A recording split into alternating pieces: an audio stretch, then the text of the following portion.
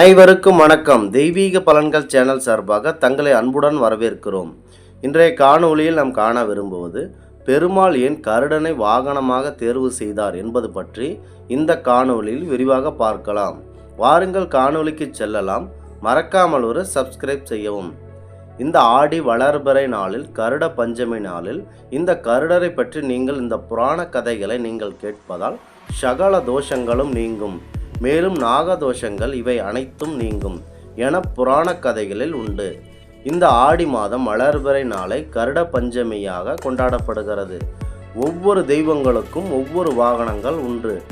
அவற்றில் மயில் வாகனம் மற்றும் மூஞ்சூறு, நாகங்கள் என பல வாகனங்கள் நம் தெய்வங்களுக்கு உண்டு. அந்த மாதிரி அந்த வாகனங்களை எவ்வாறு தேர்வு செய்தார் என்பது பற்றி புராணங்களில் உண்டு. இத்தனை வாகனங்கள் இருக்க பெருமாள் ஏன் கருடனை வாகனமாக கொண்டார் என்பது பற்றி தெரியுமா? இதனை பற்றி இந்த காணொளியில் பார்ப்போம். பொதுவாக இந்நாளில், இந்த கருட பஞ்சமி நாளில் கருடனை பற்றி கதை கேட்பவர்களுக்கு சகல விதமான நோய்கள் மற்றும் தோஷங்கள் விலகும் என்பது ஒரு சிறந்த ஐதீகமாக பார்க்கப்படுகிறது. நாகர்களின் சூழ்ச்சியால், அதாவது நாகர்களின் தாய் கத்ரு அவர்கள் கருடரின் தாயான வினதையிடம் ஒரு போட்டி நடைபெறுகிறது. அந்த போட்டியில் விடை தவறாக கூறினால் நீங்கள் கருட வம்சமே எனக்கு அடிமையாக இருக்க வேண்டும் என்று ஒரு சபதத்தை கேட்டு வாங்கிக் கொள்கிறார் கத்ரு. அது என்ன போட்டி என்றால், இந்திரன் ஒரு நாள் வானத்தை நோக்கி பறந்து கொண்டு சென்று கொண்டிருக்கிறார்.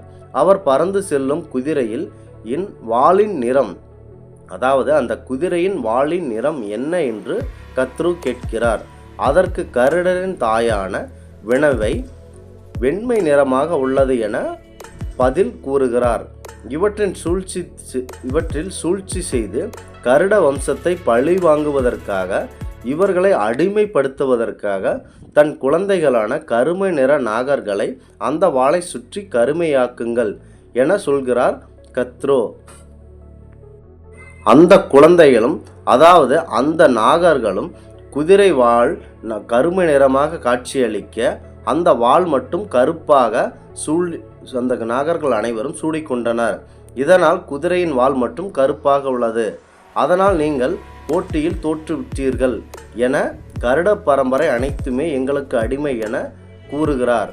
இவர்கள் அனைவரும் அடிமையாகி விடுகிறார்கள். அதனால் கருட பரம்பரை அனைவரும் அடிமையாகி விடுகிறது. பொதுவாக நாகர்கள் அனைவரும் சாகாவரம் பெற்றுக்கொள்ள வேண்டும் என நினைத்து கொண்டே இருக்கின்றனர். அப்பொழுது அமிர்த கலசம் தேவலோகத்தில் இருப்பதாக தெரிகிறது. இந்த அமிர்த கலசத்தை நாம் உண்டால் எப்படியாவது இந்த உலகத்தை ஆட்சி செய்ய முடியும் மற்றும் சாகாவரத்தையும் பெற முடியும் என்ற நோக்கில் இவர்கள் அடிமையாக இருக்கின்ற கருடனை எப்படியாவது பயன்படுத்தி கொள்ள வேண்டும் என்று நாகர்களின் தாயான கத்ரு நினைத்து கொண்டிருக்கையில், கருட பகவான் எனது தாயான வினதையும் என்னையும் விடுதலை செய்யுங்கள் என்று ஒரு கோரிக்கை விடுக்கிறார் கத்ரு அவர்களிடம் மற்றும் கெஞ்சி கேட்டுக்கொள்கிறார். இதனால் நீங்கள் மேலோகத்திற்கு சென்று அமிர்த கலசத்தை எடுத்து வந்து எங்களிடம் கொடுத்து விட்டால் உங்களை, கருட பரம்பரையான உங்களை விடுதலை செய்கிறேன் என்று ஒரு சபதம் கொடுக்கிறார். இந்த கருடன் இந்த சபதத்தை மேற்கொண்டு தேவலோகத்திற்கு செல்கிறார். அப்பொழுது இந்திரன் அவர்கள் கருடன் அவர்களிடம் நாம் போரிட்டால் எளிமையாக தோற்று விடுவோம் என்பதை உணர்ந்து கொள்கிறார். இதனால் எதிரியாக இருந்த இந்திரன் அவர்கள் கருடனிடம் நண்பராக மாற்றிக்கொள்கிறார். கருடனும் இந்திரனும் அவர்களும் ஒன்று சேர்ந்து நண்பர்களாக மாறி இந்த நாகர்களை பழி வாங்குவதற்காக இருவரும் ஒன்று சேர்ந்து ஒரு முடிவு எடுக்கின்றனர். அது என்ன முடிவு என்றால், இந்த தேவலோகத்தில் இருக்கும் அமிர்த கலசத்தை நீங்கள் கொண்டு போய் நாகர்களுக்கு கொடுத்து விடுங்கள், அடிமையாக இருந்து விடுபட்டு கொள்ளுங்கள். அதன் பிறகு நான் வந்து அந்த அமிர்த கலசத்தை எப்படியாவது திருடிவிட்டு எடுத்து செல்கிறேன் என்று நண்பர்கள் இருவரும் பேசிக்கொண்டு அவ்வாறு செய்கின்றனர். சொன்னபடியே கருடன் அவர்கள் கத்ரு அவர்களிடம் கொண்டு போய் இந்த அமிர்த கலசத்தை சேர்த்து விடுகிறார். இதனால் பெருமகிழ்ச்சியுற்ற நாகர்கள் இந்த அமிர்தத்தை உண்ண வேண்டும் என்ற மகிழ்ச்சியில் அனைவரும் கடலுக்கு சென்று குளித்துவிட்டு பக்திமயமாக வந்து இந்த அமிர்த கலசத்தை உண்ண வேண்டும் என்று நினைத்து கொண்டு கடலுக்கு குளிக்கச் செல்கின்றனர். மேலும் கருடனை நீங்கள் அனைவரும் விடுதலை ஆகுங்கள் என உத்தரவிட்டு செல்கிறார் கத்ரு. கருடன் அங்கிருந்து விடுதலையாகி சென்று விடுகிறார். அப்பொழுது இந்திரனானவர் அந்த அமிர்த கலசத்தை அங்கிருந்து எடுத்துக்கொண்டு சென்று விடுகிறார். அங்கு வைக்கப்பட்டிருந்த தர்பாய் புல் மீது இருந்த அமிர்த கலசத்தை காணவில்லை என்ற விரக்தியில் நாகர்கள் பெரும் துன்பம் அடைகின்றனர். இதனால் தார்பாய் புல் மீது வைக்கப்பட்டிருந்த கலசத்தை காணாவிட்டால் என்ன, அந்த தார்பாய் புல்லை உண்டாவது நாம் இந்த சக்தியை பெறலாம் என்று நினைத்து கொள்கின்றனர். இந்த தர்பாய் புல்லை நக்குகின்றனர். இதனால் நாகங்களுக்கு நாக்கு பிளவுற்று பிளவுற்றனர். இந்த தாய்ப்பாசத்தால் கருடன் செய்த செயல் மிகவும் அற்புதமானவை. இவர்களின் தாய்மேல் வைத்திருந்த பாசம் எவ்வளவு கணக்கில் அடங்காது என்று தெரியுமா என்று நினைத்து கொள்கின்றார் நம் விஷ்ணு பகவான் அவர்கள். தன் தாய்ப்பாசத்தால் இவ்வளவு பெரிய இன்னல்களை செய்கிறார் கருடன் அவர்கள். இதனால் இந்திரன் நாகங்களுக்கும் தேவலோகத்திற்கும் கடுமையாக சண்டையிட்டு இந்த அமிர்த கலசத்தை எடுத்து கொண்டு வந்து தன் தாயை மீட்டு கொண்டு நாகர்களிடமிருந்து செல்கிறார். இதனை கண்டு பகவான் விஷ்ணு அவர்கள் மிக பெரும் மகிழ்ச்சி அடைகிறார். இவ்வளவு பெரிய போராளியா எனவும் மகிழ்ச்சி கொள்கிறார். அப்பொழுது மகாவிஷ்ணு அவர்கள் கருடனை பற்றி நினைக்கிறார்.